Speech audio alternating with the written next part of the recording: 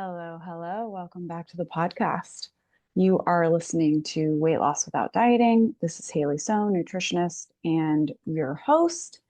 And today we're going to talk about 3 steps that you can take to lose 30 pounds over the age of 45.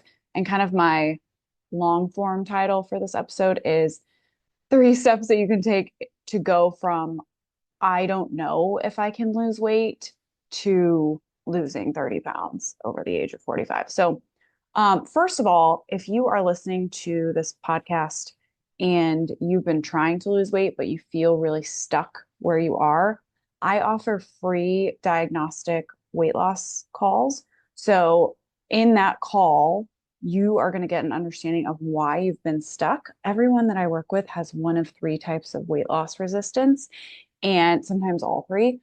And knowing which one is preventing you from losing weight is a really key aspect of your weight loss journey. You have to know why you're stuck in order to begin moving forward. So, those are free diagnostic calls. It's time that's just devoted to you and your journey.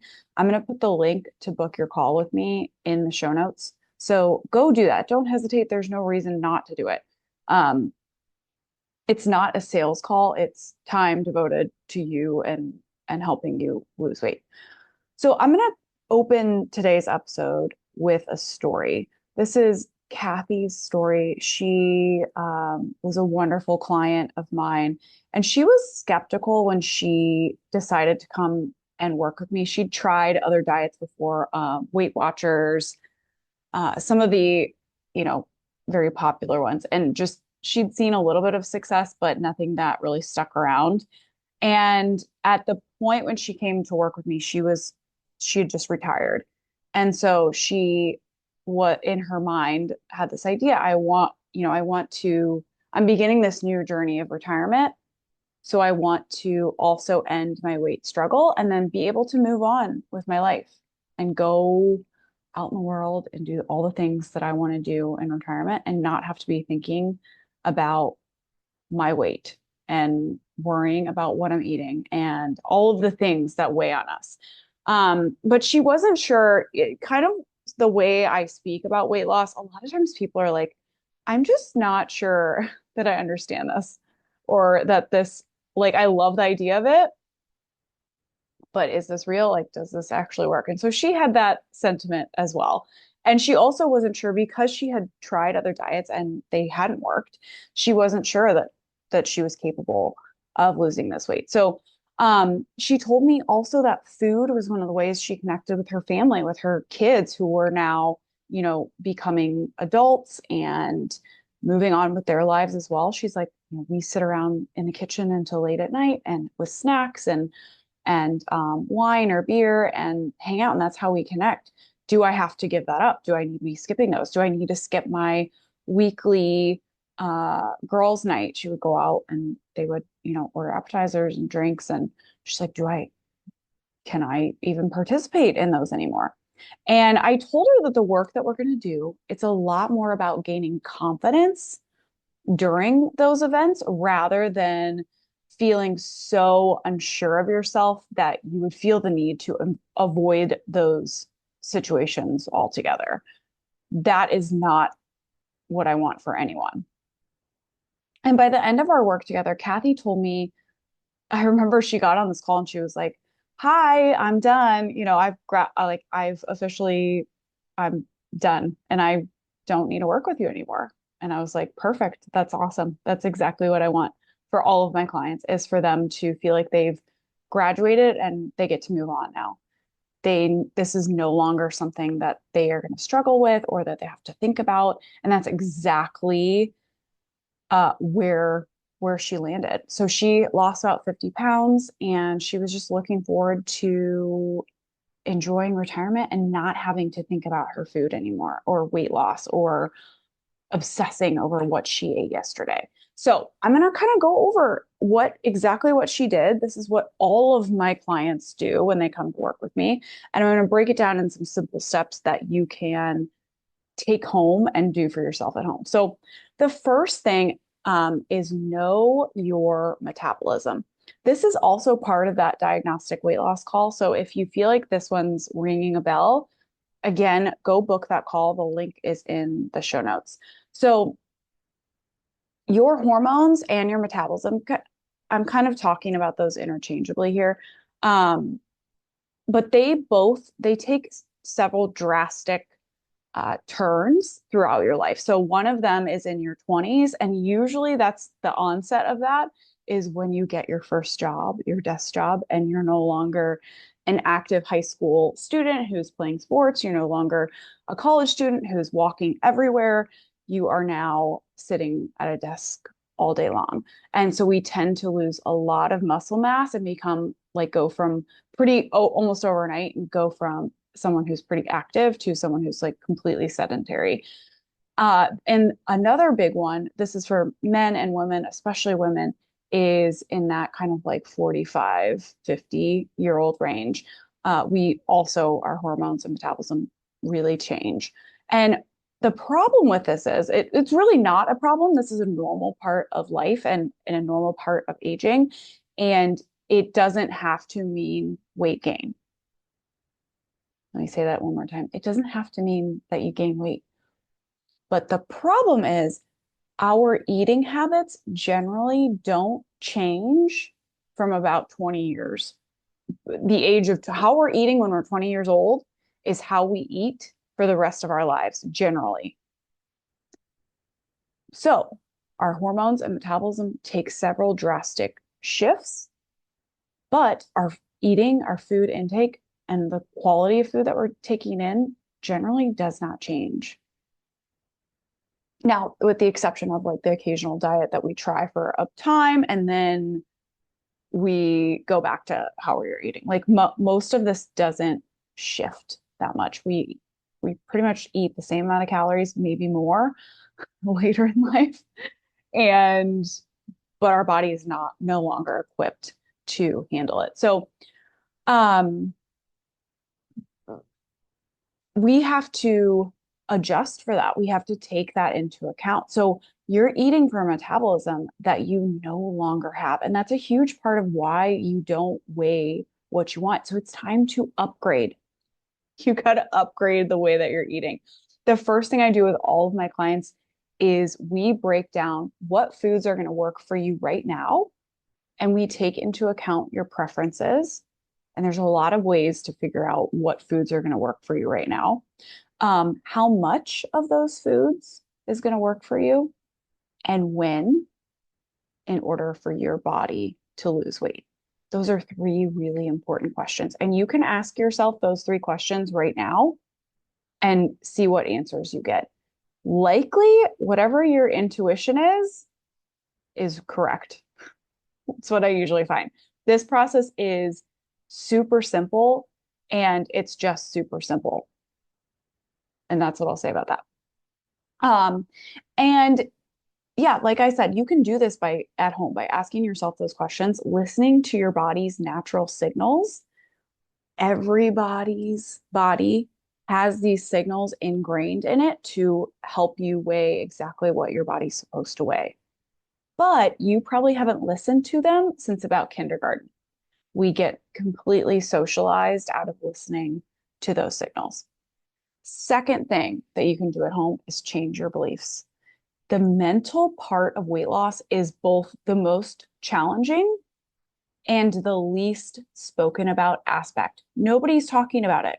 You don't get online and see people saying, here's my mental diet for the week to lose weight. They're like, here's everything I eat in a day to weigh, 100 pounds. It's like, well, that's not really helpful because they're not talking about how do I handle it when I've had a stressful day and my brain's like, chips are going to fix it. What do I do then? All you're saying is, you don't eat chips. Like that's not helpful. So, you have thousands of thoughts every day. And amongst those thoughts about your body, thoughts about your ability to lose weight, thoughts about your need for food to help you get through emotions, and the thoughts that you currently have are why you weigh what you weigh, or at least a huge part of it. We also need to take into account that metabolism and, you know, the like more technical aspect of what you're eating.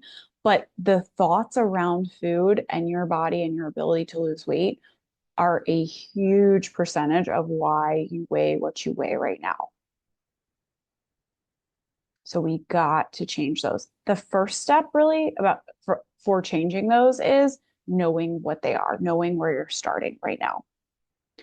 And the third thing that you can do at home is build confidence around food. My goal for all of my clients, how I know that I've won at my job, is for a client to be able to walk into a Super Bowl party full of like the most tempting foods that they can possibly imagine and feel confident, not feel worried, not feel doubtful, not feel overwhelmed. So when I talk about Kathy feeling confused about how she was going to be able to participate in late nights with her family, how she was going to be able to participate in her weekly girls' night and still lose weight, that was coming from her lack of confidence around food. If you have confidence around food, those situations are not scary for you and you're not concerned that you're going to have social events in your life that you're going to want to attend and there's going to be a lot of food. It does not phase you at all. That's confidence around food. And that's what I want for every single client. And that's what you need, you right there on the other side of this podcast, need in order to lose weight for the long term. Any diet you've tried has not taught you how to be confident around food. It's taught you how to be dependent on the diet, not how to understand your body, not how to change your thoughts about food, not how to look at a plate of cookies and say, I don't really care to have one right now. Or, yeah, I'll have one. I'm going to enjoy a cookie and I'll be done. They haven't taught you that. They've taught you, like, don't eat the cookies. Don't eat the cookies. Run away from the cookies or make cookies out of fake sugar. That's all you've learned. Or those cookies have 15 points. So there you go. There's your points for today.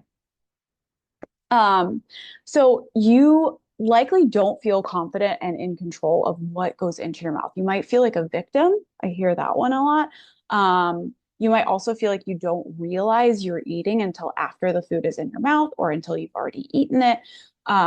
And like you can possibly go to a restaurant where everyone else is ordering fried appetizers and you don't want to partake and you don't care that you aren't participating in what everyone else is doing. So, how you build confidence around food is with practice. So, think of a skill that you've mastered in your life. My favorite analogy is tennis because I was a tennis player. So, when you're first learning that thing, you are not good at it. You don't even know the basics. You don't know how to hold a racket or how to move your feet. You don't even know the rules of the game. In other words, you have zero confidence in that specific area. You have zero confidence on the tennis court. My God, I put these videos up on YouTube and there's like a gnat inexplicably in my face. Okay. Um, great, great podcasting over here. We're super professional as always. Um, and how do you get good at that sport? You practice. Usually you have the guidance of a coach. So you go out there, you play, your coach says, okay, that worked. What you just did there, that's exactly what I want you to keep practicing. Okay, what you just did there, that didn't work. And this is why that didn't work. And this is how to not do that in the future. And this is what I want you to do instead. That's that's not exclusive to sports. It's not exclusive to your career. That's how your brain learns, is with that type of very simple guidance. This is what we don't want to do. And this is what we want to continue to practice and practice, practice, practice. That's how we get good at something. And that's how we get confident at something. So you can go from a tennis player who has no idea even how to hold a racket to one that's very confident in a very short amount of time with the right coaching and the right guidance. You can get there. And that's one of the three pillars that I work on with my clients is I play the role of that coach and I say, okay, this didn't work. This is why. And this is what I want you to do differently instead. This is what I want you to continue practice. And that's why my clients lose weight consistently and why they get to walk away from me by the end of our coaching. And how you can gain confidence at home is with this very simple evaluation. So it's 3 questions: what worked? What didn't work? What will I do differently next time? And then practicing that thing that you're going to do differently next time over and over and over again. And by the end of this process, when I take my clients through this process, 6 months, most of them have lost most of the weight that they wanted to lose. And in the final 6 months, they actually don't need one-on-one coaching from me anymore. They can get occasional coaching from my group program and just get occasional like touch-ins and continue losing weight on their own if they still have some pounds to lose, but also just basically in those final 6 months, finalize their confidence building to the point where, yeah, I permanently don't need to work with you anymore. Like I'm done. I've solved this. My brain is in a different place. I have a different relationship with food and I get to move on with my life. And that's what I want for you, for every single one of my clients, for anyone who's losing weight. It shouldn't be something that you struggle with for the rest of your life. It should be something that you practice a lot, you master, and then you get to move on. Okay. Thank you for listening. I'll see you on the next episode. Bye bye.